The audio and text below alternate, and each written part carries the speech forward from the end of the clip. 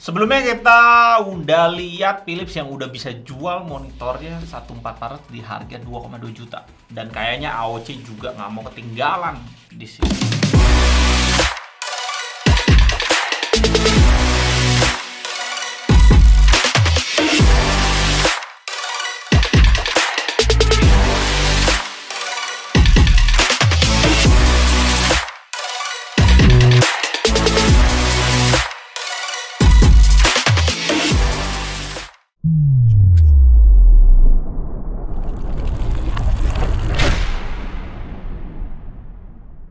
Selamat datang di GTA Desainer paling canggih di 2020. AOC G2490VX garis miring 70 kode monitor ini, dan memang dari infonya Philips juga bikin monitornya di pabriknya AOC. Dan di Indonesia launch-nya kayaknya barengan antara Philips yang kemarin 242E1 dan AOC di segmen yang sama ini 24 inch VA panel flat 144Hz. Kelengkapannya yang kita dapat manual book yang pastinya kita cuekin, satu kabel power tanpa adapter dan satu kabel HDMI. Nggak ada adapter, berarti adapternya ada dalam monitor. Dan di sini ternyata AOC lebih cutting habis dibanding Philips dengan kasih cuma HDMI di situ. Untuk kakinya juga di-cut habis di sini. Pas kita ketok-ketok, kita tahu kalau besinya cuma setengah doang dari kaki yang sepanjang itu. Pasangin kakinya dengan klep aja tanpa baut, sekaligus nutupin VESA 100x100 mm. Di standnya juga di cutting habis sama dia, karena di sini full plastik banget dan dikasih ke kita 4 karet di bagian bawahnya. Untuk pasanginnya juga pakai klep plastik gitu. Keduanya warna silver, dan ketika kita lihat dari depan kena paduan warna merah cukup membuat mata kita terpana sama warna-warna yang dipilih AOC di sini. Ternyata warna merah ketemu silver kebiruan gini cocok juga. Cuma pas dipegang aja nih, kualitas murahnya kerasa karena terasa kopongnya dari pegangan luar gini. Dan juga karena ringannya stand ini yang full plastik, pastinya ngefek ke kekokohan monitor ini sendiri. Gampang banget kita jatuhin ke samping kiri dan kanan. Ergonomic stand di monitor ini cuma ada tilt aja dan kualitasnya ya not bad lah. Sebenarnya kalau dipegang kayak gini nih, khusus untuk stand nih ya, karena dia bahannya agak kasar teksturnya, terkesan padat. Sampai lu mainin aja baru lu kerasa ini saya ringan banget ya. Teksturnya ini menipu gitu. Desain bagian belakang bisa kita bilang ini desain yang baru dari AOC. Selama ini kan ngebosenin ya, untuk gamingnya itu 2V ke samping gitu. Di sini dibikin cukup clean dan fresh aja sih buat gua.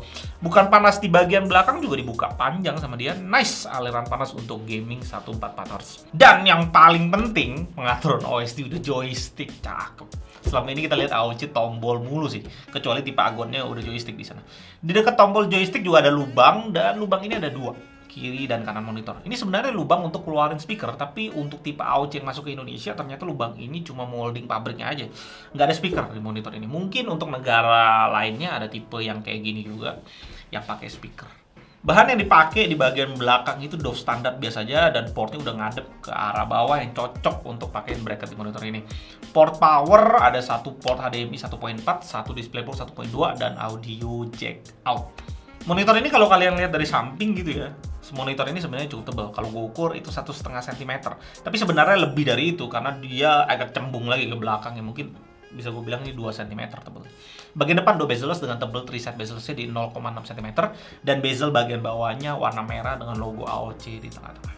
Spek lengkapnya di website AOC, 23,8 inch Full HD resolution VA panel flat, refresh rate 144Hz yang bisa kita capai pakai HDMI di sini.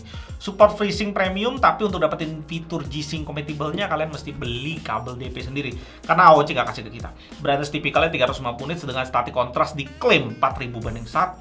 Response time-nya diklaim 1 milisecond GTG, dan kita confirm dengan tes UFO. Dan seperti biasa kualitas bayangannya pasti super banyak kalau dibanding IPS dan TN. Panel VA klasik sih. Kalau dites pakai UFO, selalu UFO-nya kayak ada asap yang ngikutin dari belakang, kayak kebakaran gitu UFO-nya. Masuk pengetesan data color gamut kita dapetin tinggi di sini. Kalau gua nggak salah inget, kita dapetnya mirip kualitas sama Philips 242E1. 98% sRGB, 91% Adobe RGB, 91% DCI-P3, dan 89% NTSC.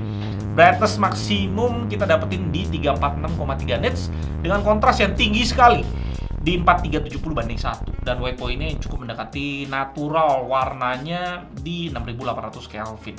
Kalau uniformity di brightness 100% cukup oke. Kita bisa lihat warnanya masih cukup rapi di 9 titik pengetesan. Cuma ada satu titik aja yang di atas delta E3 di titik kiri atas monitor. Luminous uniformity di brightness 100% biasa aja, ada 5 titik yang udah melebihi 10% dan max-nya sampai 18% gelapnya.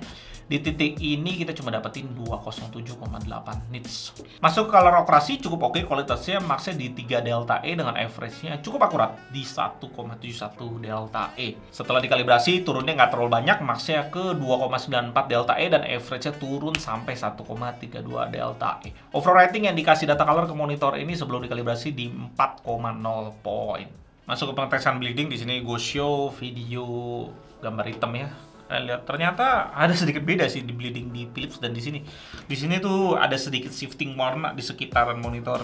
Ini gue udah full ya di HDMI, di settingan Nvidia gue udah full, bukan limited. Tetap ada sedikit garis-garis putih yang nggak terlalu banget sih, nggak terlalu ngeganggu karena ini tipis banget, mungkin sekitar 0,1 cm mengitari monitor gitu. Kalau kalian bisa lihat dengan jelas nih, kelihatan nggak sih di sini ya? Harus ada gelap, no. Ya. OSD udah asik banget ya ini karena udah pakai joystick sekarang, tapi model OSD masih sama AOC pada umumnya. Yang pertama, contrast brightness eco mode. Eco mode ini lebih ke arah preset. Nggak terlalu penting ya, gue standar aja udah cukup. Kalian tinggal ikutin yang gue udah setting di sini untuk dapetin hasil seperti data color. Gamma 1 di CR off, HDR mode. HDR ala-ala, nggak usah diperluin. Di sini kalau temperature-nya, ini kayaknya gue udah kena reset deh. Harusnya user, gue pakai user sih biasanya. Warnanya jauh lebih dapet. Picture boost, bukan warnanya jauh lebih dapet ya. Brightness-nya jauh lebih terang biasanya di beberapa monitor. Ini picture boost nggak penting-penting banget ya. Kalau lu mau pakein on gitu nanti dia munculin satu gambar gitu, nggak. Kalau gua on habis itu frame size gue naikin, nanti dia makan setengah monitor deh. Kalian bisa lihat ya, ada garis itu setengah monitor. Gua ngerti ini buat apa, sebenarnya kayak buat demo deh. Semua AOC ada kayak ginian ya. OSD setup, language, habis itu timeout, DP segala macem nggak penting. Game setting ini juga nggak terlalu penting sih. Pencet tengah 2 kali tuh close menu, aneh juga sih. Game mode, bisa masuk FPS, nggak penting-penting amat sih. Naikin brightness palingnya. Cuma mungkin biasanya kalau masuk FPS warnanya malah ngacir, aneh. Malah gue lebih suka yang biasa supaya lo bisa mainin shadow boost. Nah, shadow boost yang bener tuh kayak gini nih, membuat putihnya lebay kayak gini, jadi kayak panel TN gitu. Cuma itu tetap aja nih panel VA men. Overdrive kalau lo mau nanti untuk nurunin motion blur, cuma panel VA gimana ya. Biasanya kalau yang boost tuh dia turunin brightness, sama aja bohong sih. Jadi cuekin aja. Game color vivid ini sih biasanya, lebih ke arah vivid warna, nggak worth it sama sekali. Biarin default aja. Tadi defaultnya berapa? 10 ya. Low blue light mode, MBR apa sih? Brightness, efek ke kontras juga tapi nggak penting sih. Adaptive sync, ini FreeSync ya, dan the frame counter kalau lu butuh.